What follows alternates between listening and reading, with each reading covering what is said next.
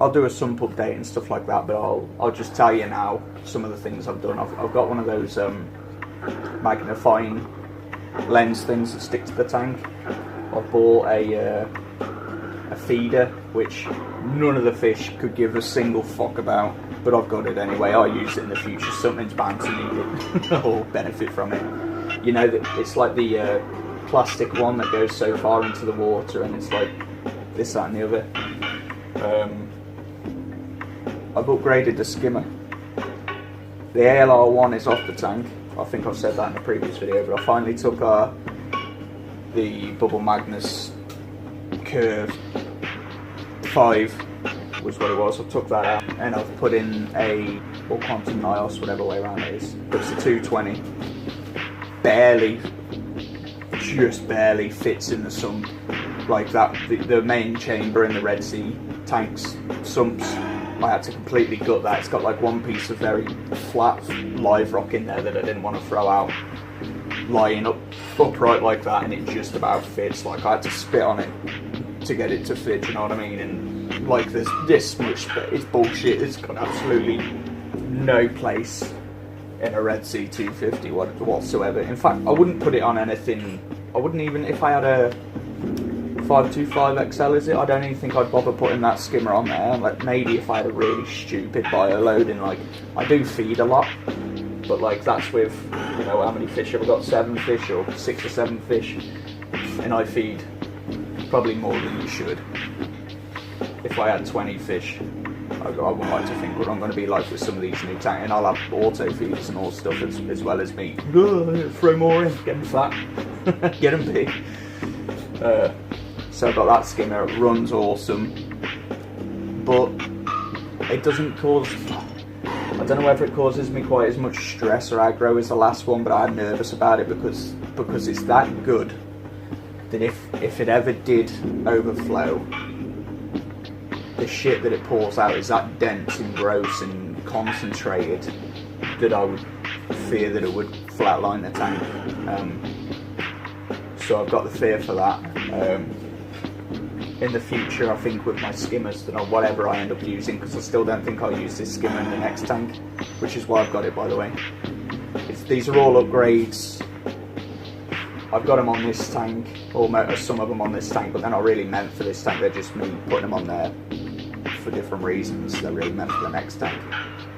Anyway, I think I'll put float valves in, you know, and when they go up, they turn the pump off and stuff like that. I think that's quite a wise thing to do with skimmers, if you've got that means about you. I think the new Red Sea skimmers have got that built into them, which is good of them, because all these companies could do it.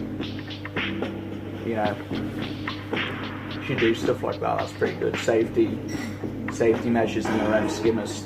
Why is it taking so long for people to just start doing that? I bought some new foods and stuff,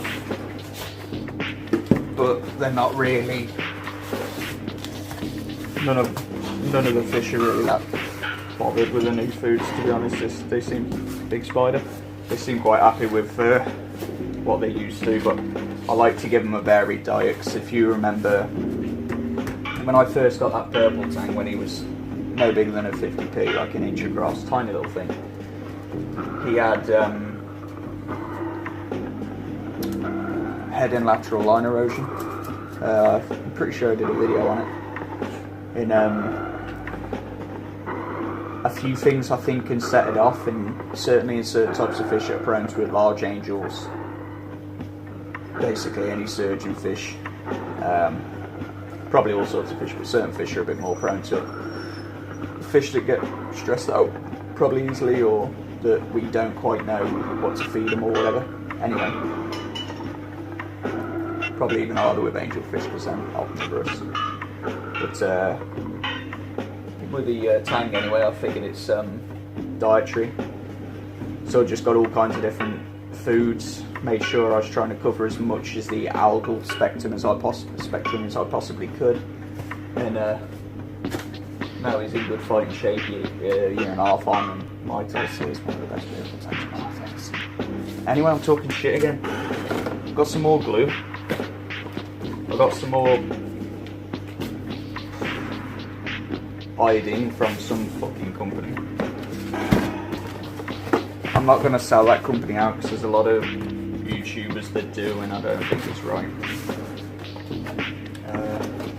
I think there's better companies. Is that thing I was trying to tell you about? Got that.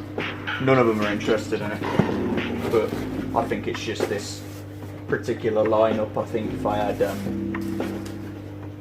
I could definitely see that there's fish that benefit from something like that. Definitely. One off the top of my head. Butterflies. Anything slow. Anything that's a bit of a shit, timid feeder that don't really want to get in no one's way. I think you'd benefit. I also got the ATO osmolator. That's a Tunzi 3155. You know, I've had this for ages because I knew we were going to Cambridge. I was in a bit of a situation, to be honest with you, because I didn't know whether to upgrade myself before I went or not, because I felt that I was in an equal risk. That could go wrong because it's brand new and, you know, this, that and the other. But I've got one that already goes wrong, so I mean, felt dodgy, whatever way I was going to look at it. Again, it's for the future tank. I'm going to put it on this eventually, but I've got the Alcatronic and Dostronic to use together. I'll go through that at some point. I'm not going to put them on the tank yet because when the extension's finished, hopefully in recent time, this tank's going to be moved an entire 8 foot into the next room. But when I've got it in there, I'm going to have it a lot more accessible. You can't see it on this video, but I've got this is a wall here, door, and then the other side's a big oak table, so I mean, and all my controls come out of the other side of that. So I didn't set it up right, you know. I've said that for literally years now, that I didn't set it up right. So I'm going to have a little cabinet next to this cabinet. I don't really like having electricals in the cabinets to these aquariums. I'd rather have the whole thing as a sump. I don't know if they're doing that with some of these new ones, but they might be. I'll have a cabinet next to it, and I'll have all my electric shit in there. So the Alcatronic will go in there where I can watch it and mess with it if I need to do whatever. Dosatronic will go in there. Everything will go in there. I'll still be using the P4 D&D H2 Ocean P4 Pro doser. Brilliant doser. I'd still go out and buy another one. In fact, I probably will when I've got both systems going full tilt. I'll probably use them for, I'm not really sure what I use them for. Maybe controlling trace elements or dosing and or feeding phytoplankton into the tank. So, things that I'm considering doing is the pumps for the big tank. Thinking of getting 4 Joya 350s with a little thing on the top. Since these pumps are kind of looking shit, I was thinking of putting them on here. Basically, for the time being, I'd have to ramp them so far down. I'd have to, because they're super powerful. These are powerful, and these are the 30s. So the 50s, quite overkill. The only thing is that I still don't really know how far away that tank is in reality. And knowing my luck, I'll buy the 350s, which are probably great. Well, they will be brilliant. Max Specs are a decent company, I quite like that. Are they going to bring out a 380? And with it being the tanks, I don't know what the tank's really going to be, but if it's like 1,000 gallon or something like that, I'd rather have the 380s than the 330s. 350s. So I don't want to have wasted my money, if you know what I mean, when I could have got the bigger model. So another thing for anyone of you that have got Hydras, this one light is definitely darker than the other. And it is slightly tilted. Like, people that just come passing by probably wouldn't even notice, but I know.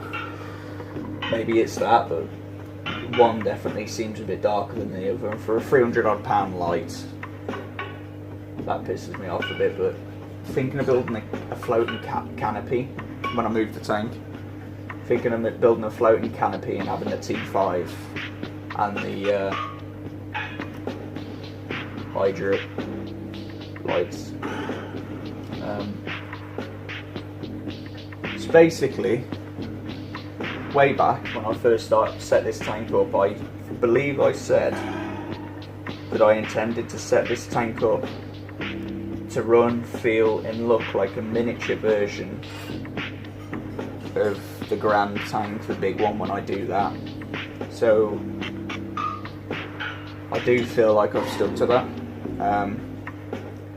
as best I can with regards of recent life and all the rest of it.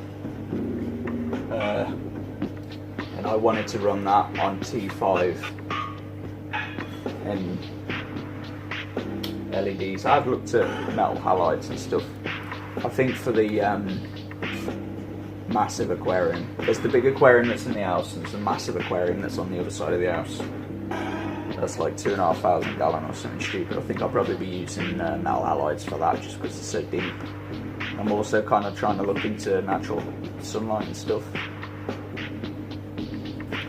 Anyway, I've gone on quite considerably. I might try and split this into 2 halves, maybe, I don't know. Hopefully updates aren't too far away. Hope you all have a good new year. This will be the last one of the year, if it comes out before the new year. I'm filming it before the new year. Right, keep it wet. Fucking hell. Good couple of scratches there. Look at that bicep! Keep it wet, see you on the next one.